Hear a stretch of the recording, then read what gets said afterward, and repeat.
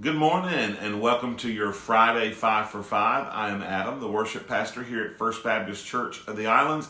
And all this week, our pastors have been talking about serving others. You know, whenever I think about serving others, it makes John 13 come to mind.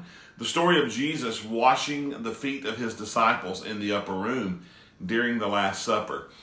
You know, in just a couple weeks here at First Baptist, we're going to be observing the ordinance of communion or the Lord's Supper.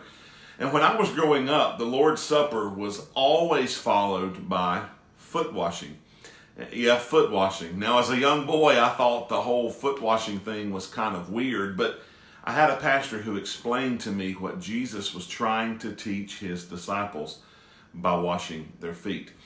You know, back in the first century in Israel, walking in sandals on these filthy, dirty roads made it imperative that your feet would be washed when you came into a house, especially before a meal, since people ate reclined at low tables. So when Jesus began to wash the feet of his disciples, he was doing the work of really the lowliest of servants. And the disciples knew this, and they must have been blown away by this act of humility that Christ was showing to them. We know over in the book of Isaiah, Jesus is called the suffering servant. And in Matthew 20, verse 28, we read that Jesus came not to be served, but to serve and to give his life as a ransom for many. This humility that Jesus expressed by taking and washing his disciples' feet really foreshadowed his ultimate humility, and that was what he did for us on the cross.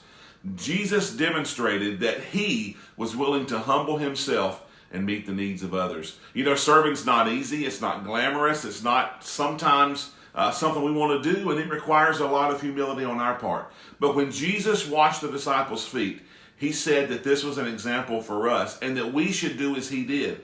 And as Christians, we're to strive to be like Christ. And serving one another in humility and lowliness of heart and mind is the example that Christ gave us. So how do we serve others? We do so by humbling ourselves and putting the needs of others before our own.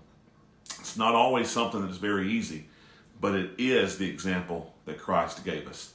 I hope that you are spending your time serving others before yourself.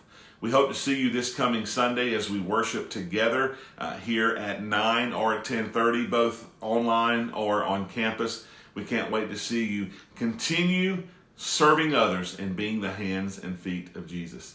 We'll see you guys soon. Have a great weekend. Bye-bye.